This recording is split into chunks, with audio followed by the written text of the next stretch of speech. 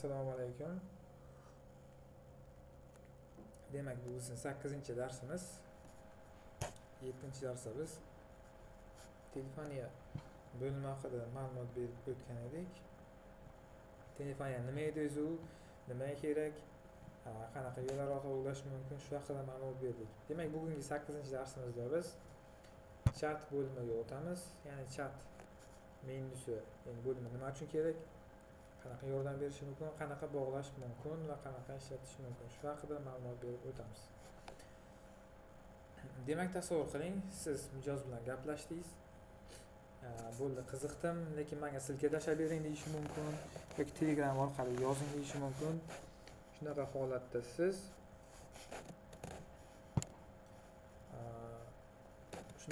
siz mijoz bilan Telegram, Instagram, WhatsApp yoki Facebook orqali yozishasiz.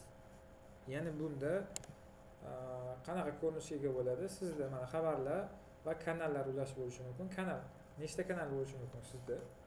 O'zbekistonda eng ommaviy bo'lgan kanallar, ya'ni Telegram, WhatsApp, Instagram, Facebook yoki qo'yingki Instagramdagi kommentariyalar yoki reklamangizdagi, saytingizdagi yoki botdagi murojaatlar va kommentariyalar hammasi mana shu chat bo'limiga kelib tushadi. Ya'ni bu yerda siz o'z mijozlaringiz bilan yozish orqali yozishingiz mumkin. Xo'p. Bu nimaga yordam beradi? Bu aloqa yomon, sifati yomon bo'lganda yoki nimadir fayl yuborish yoki silka yuborish kerak bo'lib qolganda kanallar orqali mijozingiz bilan yozishingiz va gaplashishingiz mumkin.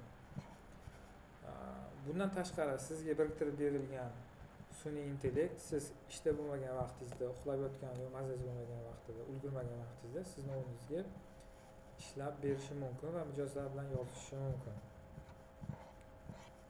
Demak, bu yoqda hamma gaplashilgan chatlar, bu yoqda ochiq chatlar, hali ham gaplashib davom etayotgan. Bu eslatmali chatlar, ya'ni siz o'zingiz eslatma qo'ydingiz oldingilarda, shu bilan gaplashishim kerak edi. Mana shu eslatmali chatlar ham chiqishi mumkin. Yopilgan chatlar, bu ya'ni mijoz boy berildi, boshqa gaplashilmaydi. Arxiv chatlar bo'lsa, arxivda olib qo'yilgan chatlar.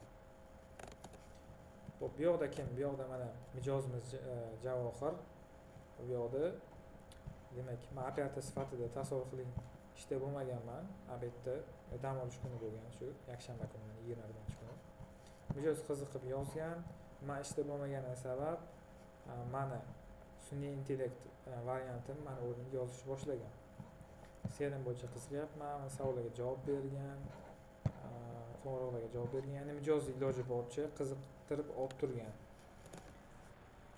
Ya'ni shunaqa tendensiya borki, mijoz 4 ta versiyani ko'radi, 4 ta kompaniyani, 4 ta mahsulotni hammasi yozib ko'radi va eng birinchi kim unga javob bersa, ko'pincha o'sha kompaniya bilan qoladi. Ya'ni o'sha ularning mahsulotini sotib olish ehtimolligi yuqoriroq bo'ladi.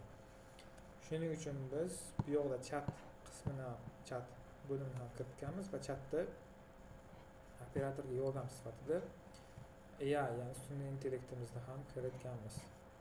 Demak, bu 8-darsimiz chat bo'limi va AI haqida edi. Keyingi darsda biz buyurtmalar menyusi haqida gaplashamiz, nimalardan iborat, qanaqa kiritish, to'ldirish mumkinligi haqida gaplashib o'tamiz. E'tiboringiz uchun rahmat. Qanaqa savollar bo'lsa, kommentariyaga bemalol yozishingiz mumkin. Sog' bo'ling, salomat bo'ling.